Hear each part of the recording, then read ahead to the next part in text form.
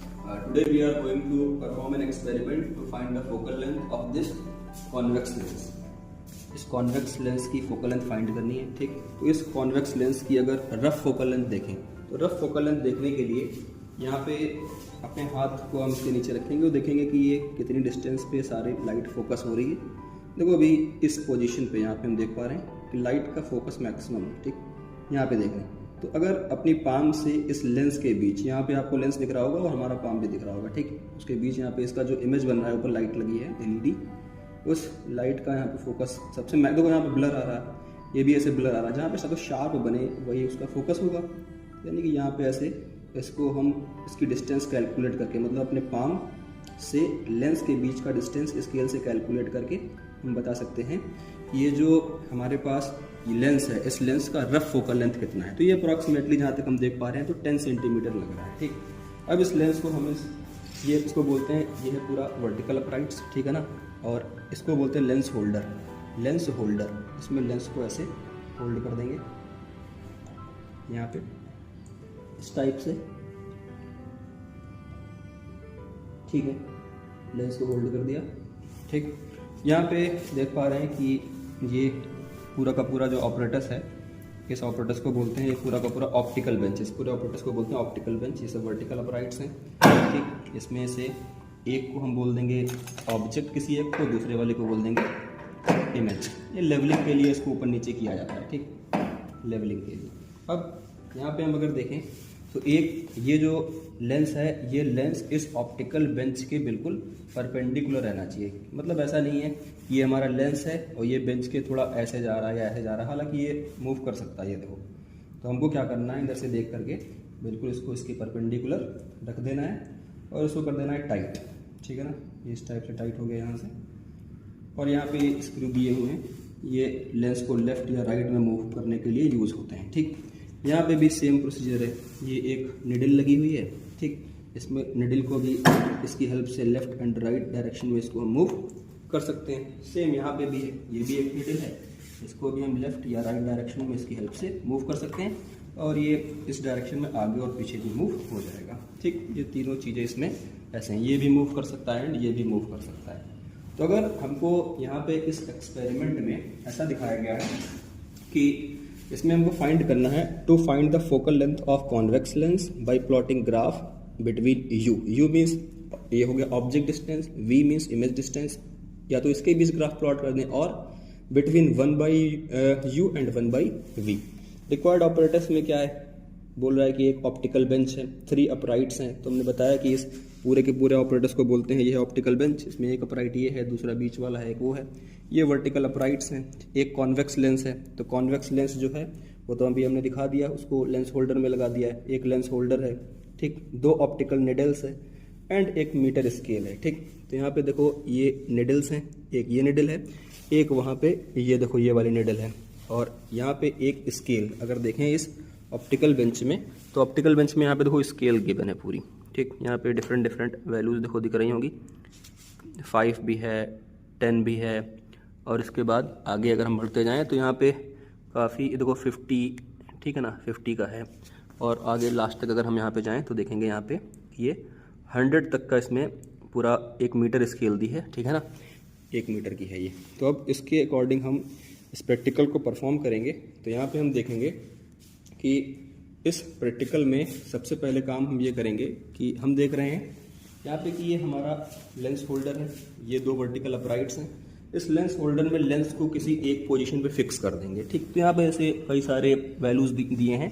तो अगर हम एग्जांपल के फॉर्म में हम ले लें, चलो 50 ले लेते हैं, 50, ठीक है ना, या कुछ भी ले लें, कोई फ़र्क नहीं पड़ेगा। ये हो गया 50, ठीक। अभी हमने यहाँ पे देख सकते हैं आप लोग, यहाँ पे हमने इसको 50 पे, ये देखिए 50 वाले पे हमने इसको फिक्स कर दिया है, ठीक। तो ये लेंस होल्डर है, इसमें लेंस फंसा हुआ है, ठीक। और ये लेंस इसके साथ यहाँ पे 50 डिवीज़न पे कट कर रहा है, ठीक, 50 पे। तो 50 पे लेंस को हम कुछ इस टाइप से रख के फिक्स किए दे रहे हैं, ठीक। नीचे से इसको फिक्स हो जाता है, इसको भी हम फिक्स कर रहे हैं, ये फिक्स कर दिया ताकि ये मूव ना कर पाए, ठीक। अब अगला काम क्या है, इसमें 2 चीज़ें हैं, एक ये है हमारी निडल, ऑप्टिकल निडल, और दूसरी हमारी ये वाली है ऑप्टिकल निडल।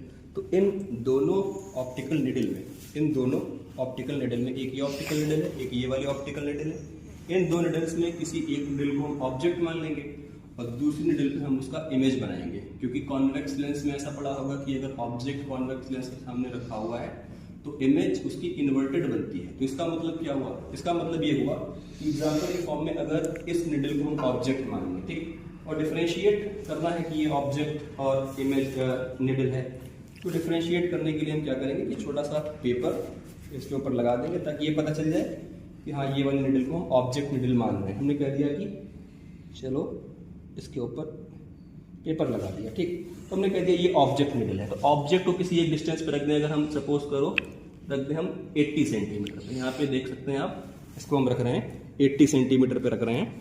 तो 80 सेंटीमीटर पे हमने इसको रख दिया ऑब्जेक्ट निडल को, ठीक, ये दिख रहा होगा कितने सेंटीमीटर पे है, 80 सेंटीमीटर, ठीक है ना। तो 80 सेंटीमीटर पे कुछ रखा हुआ है। 80 सेंटीमीटर पे रखने के बाद अगर हम इसको फिक्स कर दें, ठीक, इस टाइप से 80 पे ही हमने इसको क्या कर दिया, फिक्स कर दिया। फिक्स करने के बाद हम इसको लेवलिंग के लिए थोड़ा देख रहे हैं, यहाँ पे ये स्क्रू थोड़ा ढीला है, ठीक।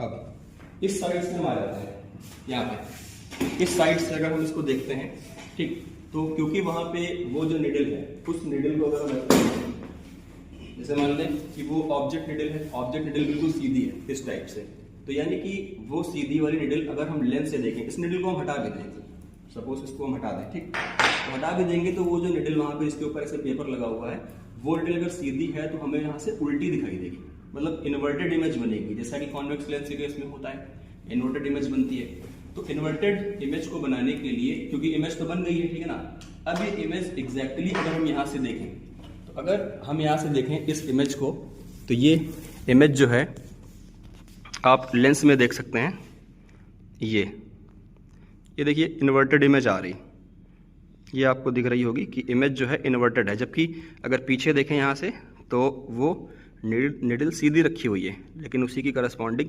इमेज जो इसमें बन रहा है वो देखो उल्टा दिख रहा है, ठीक है ना, यहाँ पे ये इन्वर्टेड दिख रहा है।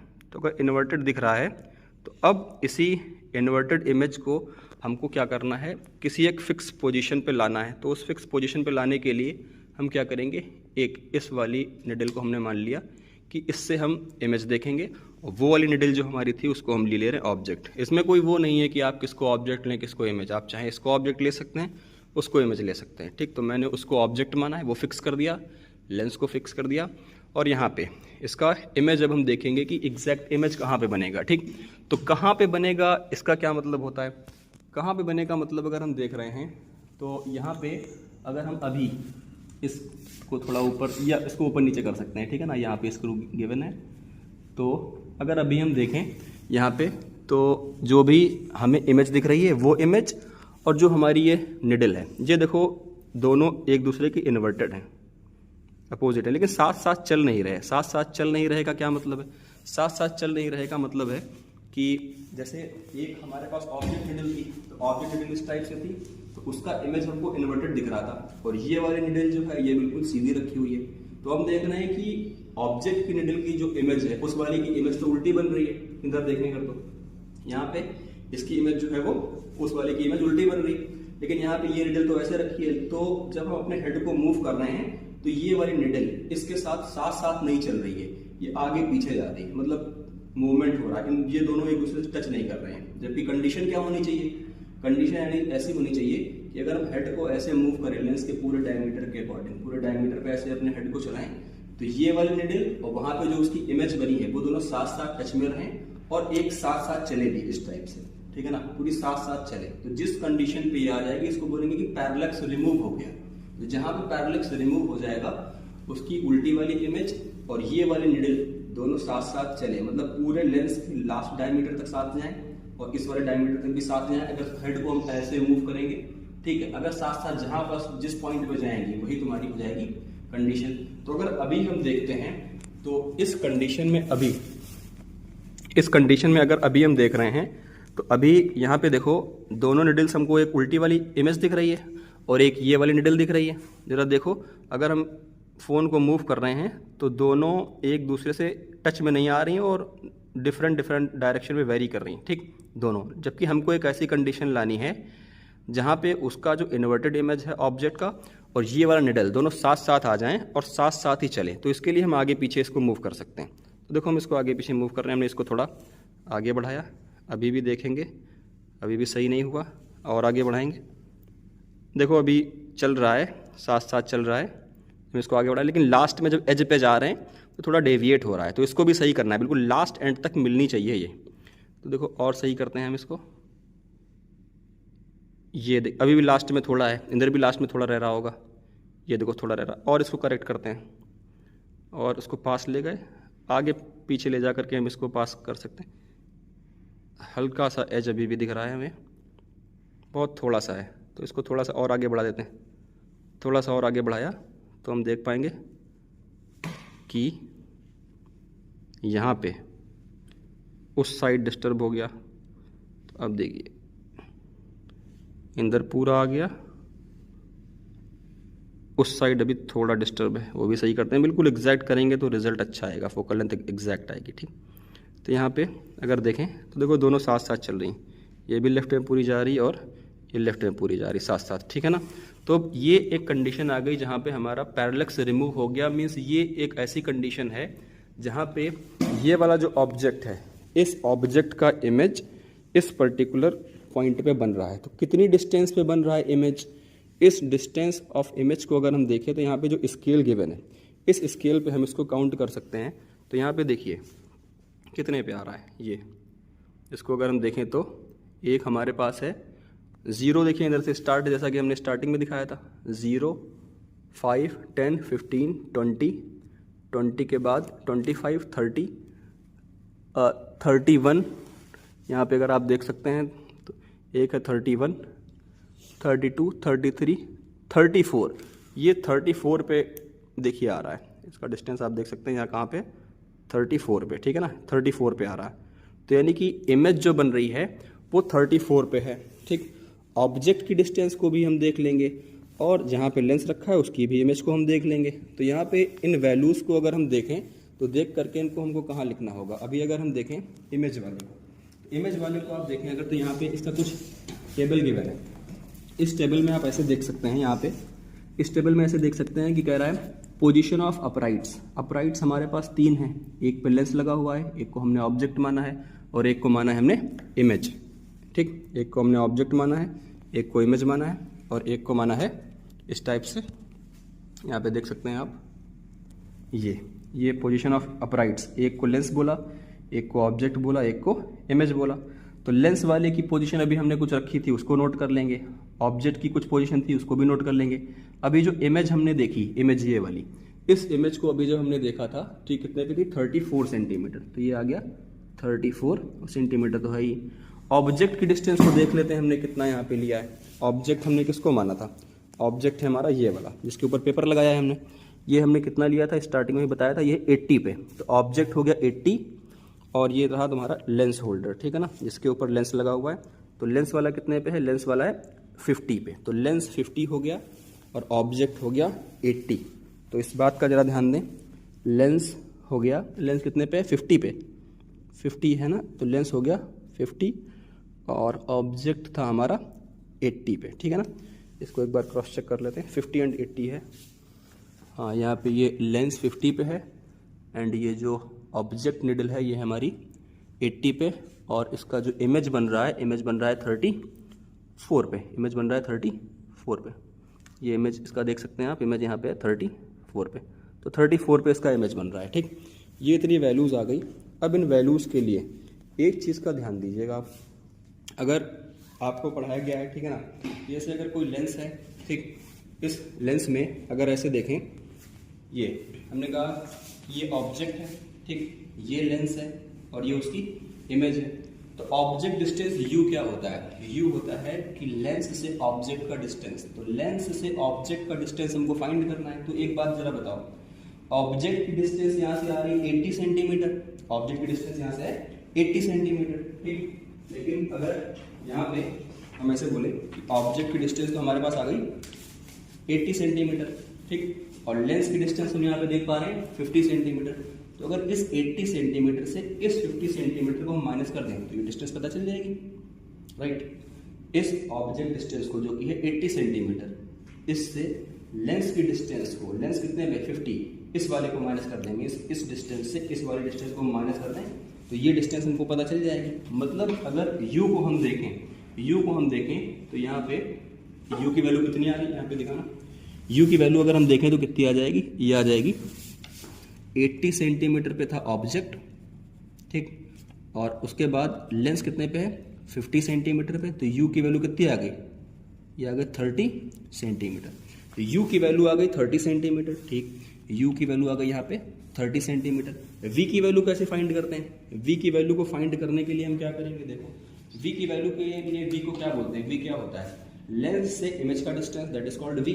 तो लेंस की पोजीशन क्योंकि यहाँ से यहाँ तक है 50 सेंटीमीटर, ठीक है ना, और यहाँ से इसको हम देखें अगर, ये हमारा आ गया इमेज कितना है, ये 34 सेंटीमीटर। तो अगर इस 50 से इस 34 को हम माइनस कर दें तो ये डिस्टेंस हमको पता चल जाएगी, तो यही डिस्टेंस तुम्हारी हो जाएगी v। तो अगर इस v को हम देखें, यहाँ पे दिखाना, अगर v को देखें तो v की वैल्यू कितनी आ जाएगी, लेंस की डिस्टेंस है 50 सेंटीमीटर, और उसके बाद यहाँ पे आ रहा है, इसको हम देखें, ये है 34, ठीक, 34, तो कितना आ गया, ये v की वैल्यू कितनी आ गई 16, ठीक, ये आ गया 16 सेंटीमीटर। इन दोनों की वैल्यूज को ही यहाँ पे अगर इस टेबल में देखें हम, तो इस टेबल में यहाँ पे कह सकते, देखो ऐसा लिखा हुआ है कि कह रहा है distance observed and corrected, observed and corrected. तो ऑब्जर्व्ड एंड करेक्टेड में अगर हम ऐसे देखें तो कुछ ऑब्जर्व्ड या करेक्टेड की इसमें कोई बात है नहीं, जो ऑब्जर्व हो रहा है वही करेक्टेड है। अगर कोई थोड़ा बहुत मिस्टेक आती है तो उसको करेक्ट करके लिख दिया जाता है। तो यहाँ पे ऑब्जर्व हमने किया, u की डिस्टेंस को हमने यहाँ पे कितना फाइंड किया, u इज इक्वल टू 30, तो यहाँ पे कितना आ जाएगा u 30 कैसे निकाला, 80 माइनस 50, तो ये आ जाएगा 80 माइनस 50, ठीक, इज इक्वल टू कितना आ गया, ये 30। तो u की वैल्यू आ गई 30 सेंटीमीटर। इमेज को कितना ऑब्जर्व किया, इमेज को हम देख रहे थे, यहाँ पे आ गया 50 माइनस 34, 50 मीन्स यहाँ से लेंस की डिस्टेंस से हमने इमेज की डिस्टेंस को माइनस कर दिया तो v आ गया, तो v आ गया यहाँ पे कितना 16 सेंटीमीटर, ठीक। u की वैल्यू भी आ गई, v की वैल्यू भी आ गई। अब यहाँ से 1/u कर सकते हैं और 1/v कर सकते हैं, चाहे u एंड v के बीच ग्राफ प्लॉट कर लें। अब यहाँ पे अगर आप चाहें तो मैथमेटिकल फॉर्म में भी फोकल लेंथ को फाइंड कर सकते हैं, जैसे यहाँ पे u की भी वैल्यू गिवन, v की भी वैल्यू गिवन, तो u को हमने फाइंड किया 30, v को फाइंड किया 60, साइन कन्वेंशन वगैरह जो भी लगता है इसमें लगा के हमारे पास एक वैल्यू f1 आ जाएगी। तो एक प्रैक्टिकल इस टाइम से एक स्टेप को हमने कंप्लीट किया, ठीक। दूसरे स्टेप में अगर हम आगे बढ़े, फिर से क्या करेंगे, लेंस जहाँ पे था उसको वहीं पे रखा रहने दें, ऑब्जेक्ट की डिस्टेंस को थोड़ा चेंज कर दें। तो देखो ऑब्जेक्ट की डिस्टेंस को हम थोड़ा चेंज करते हैं, अगर लेंस जहाँ पे था वो तो वहीं पे ऑलरेडी, उसमें कोई भी चेंज नहीं आ रहा। तो लेंस में अगर कोई भी चेंज नहीं है, हम ऑब्जेक्ट की डिस्टेंस को चेंज करेंगे, चाहे ऑब्जेक्ट को दूर कर दें या पास ले आए, फर्क नहीं पड़ता, उसकी डिस्टेंस चेंज कर दें हम। तो देखो यहाँ से अभी इस ऑब्जेक्ट की डिस्टेंस को अभी हमने 80 पे रखा था। अब चलो हमने ये देखा था कि जो भी हम यहाँ पे इस पोजीशन ऑब्जेक्ट को 80 सेंटीमीटर पे रख रहे थे, तो अब 80 सेंटीमीटर से इस ऑब्जेक्ट को हमने शिफ्ट कर दिया है। अब हम इसको शिफ्ट कर रहे हैं, यहाँ पे इस फाइल में देख सकते हैं कि यहाँ पे हमने ऑब्जेक्ट की रीडिंग हम ले लेंगे 75। मतलब रीडिंग में जो वेरिएशन है वो ज़्यादा आना चाहिए, मतलब ऑब्जेक्ट की जो डिस्टेंस है ज़्यादा वेरी करनी चाहिए। जब ज़्यादा वेरी करेगी तो जो ग्राफ को प्लॉट करेंगे वो ईजिली ग्राफ प्लॉट हो जाएगा। नहीं तो अगर थोड़ी थोड़ी डिस्टेंस चेंज कराएंगे तो रीडिंग बहुत कंजेस्टेड आ जाएंगी, इसकी वजह से ग्राफ प्रॉपर नहीं बन पाएगा। तो एक रीडिंग को हम ले रहे हैं, चलो ऑब्जेक्ट की डिस्टेंस को हम रख के दे रहे हैं यहाँ पे 75 पे, तो 75 पे इसको हमने रख दिया। अब इसके करस्पॉन्ड फिर से हम यहाँ पे इमेज देखेंगे, क्योंकि हमने ऐसा बताया कि ये ऑब्जेक्ट है और इस ऑब्जेक्ट की उल्टी इमेज हमको इधर तरफ लेंस से दिख रही है। तो उस उल्टी इमेज को और जो हमारे पास ये निडल है, इन दोनों को इस टाइप से एडजस्ट करना है कि दोनों साथ साथ चले। साथ साथ चलने का मतलब जो अपने हेड को हम ऐसे मूव करें तो ये पूरी वो वाली इमेज और इसका ये पिन साथ साथ पूरे इस लेंस के डायमीटर के इस एंड और इस एंड पर दोनों साथ साथ जाएं। मतलब ऐसा ना हो कि अभी तो हम देख रहे हैं यहाँ पे, तो अभी इसमें वेरिएशन आ रहा है, कुछ इस टाइप से वेरी कर रहा है। अभी हम देखिए करके दिखाते हैं आपको, यहाँ पे देखिए इसमें वेरिएशन आ रहा है। तो इस वेरिएशन को अगर हम आपको दिखाएं तो अभी आप इमेज देख रहे हैं, वहाँ पे इमेज आपको दिख रही है, इन्वर्टेड बनी है, और यहाँ पे एक हमारे सामने ये वाली जो पिन है ये भी आपको दिख रही होगी। लेकिन देखिए ये दोनों साथ साथ नहीं चल रहे जब हम हेड को मूव कर रहे हैं, तो ये साथ साथ चलने चाहिए। इस कंडीशन के लिए हम क्या करेंगे, इस कंडीशन के लिए हम इस वाले पिन्स को आगे मूव कराएंगे और करा के एक ऐसी कंडीशन पे लाएंगे जहाँ पे दोनों साथ साथ चले। वही कंडीशन हमारी हो जाएगी। यहाँ पे हमको इमेज मिल जाएगी। देखिए अभी लास्ट में थोड़ा रह रहा है, इसको भी करेक्ट करते हैं। ये इधर थोड़ा रह रहा है, लेवलिंग में थोड़ी दिक्कत आ गई है शायद। इसको देखते हैं, यहाँ से स्क्रू कभी कभी ढीला हो जाता है तो इसकी वजह से यहाँ पे ये काम नहीं करता। इसको सही किए दे रहे हैं हम। इसके बाद इसको परफॉर्म करते हैं। अब ये चल जाना चाहिए। अब हम करके दिखाते हैं आपको यहाँ पे कि फिर से वही कंडीशन देखनी है कि ये साथ साथ चलनी चाहिए इमेज। ये भी जा रही और इधर भी जा रही। देखिए पूरा एंड टू एंड ये मिल रहा है, मतलब ये लेवलिंग की प्रॉब्लम रही थी। अब ऐसा नहीं है, मतलब ये बिल्कुल करेक्ट है। तो इसका मतलब अगर ऑब्जेक्ट हमारा, जैसा कि हमने देखा कि ऑब्जेक्ट जो है ये अभी हम ऑब्जेक्ट को देख पा रहे हैं कि था 75 पे। तो अगर ऑब्जेक्ट 75 पे है, यहाँ पे देख सकते हैं कि ऑब्जेक्ट है 75 पे। लेंस को हमने अभी भी, यहाँ पे लगा हुआ है लेंस, तो इस लेंस को अभी भी हमने लगा के रखा है ये 50 पे। लेंस की पोजीशन चेंज नहीं कर रहे हैं, तो उसके करस्पॉन्डिंग हमको यहाँ पे इमेज की क्या पोजीशन मिली है वो आप देख सकते हैं।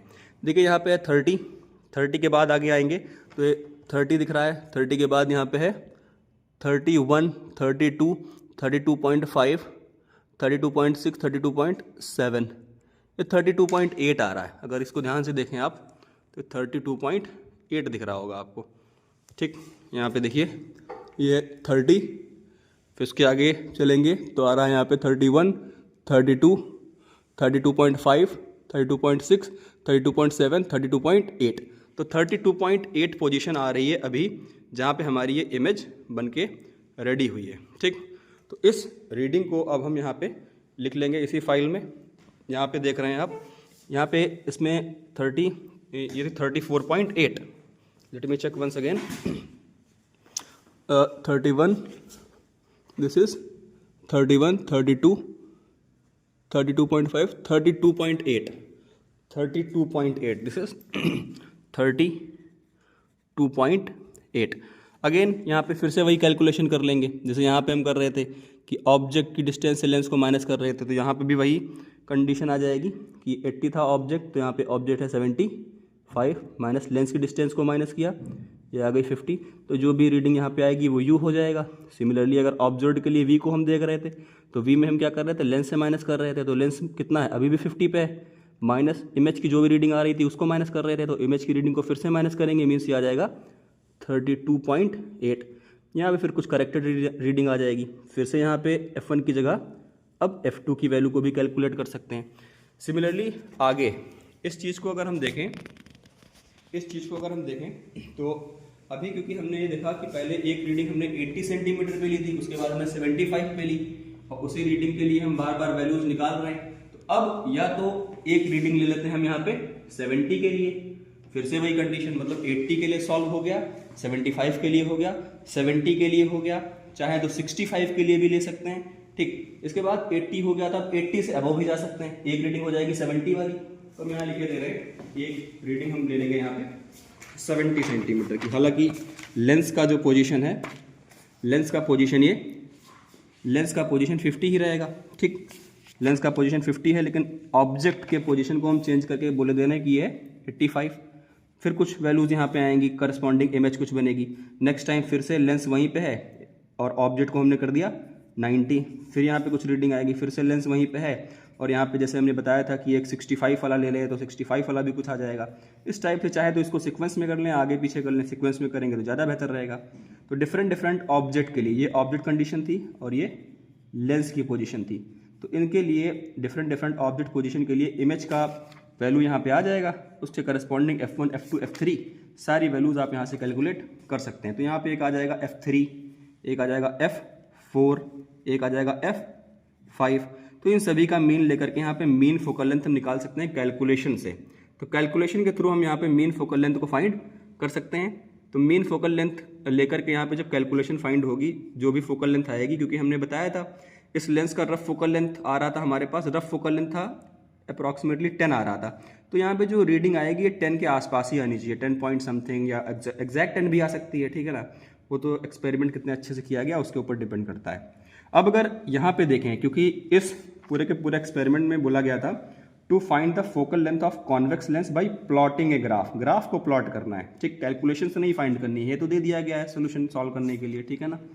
तो यहाँ पे अगर ग्राफ के थ्रू हम देखें तो ग्राफ में एक साइड पे, क्योंकि u को देखते हैं हम अगर साइन कन्वेंशन से देख रहे हैं तो u को नेगेटिव लेते हैं, तो नेगेटिव एक्सिस पे u हो गया और पॉजिटिव एक्सिस पे v हो गया।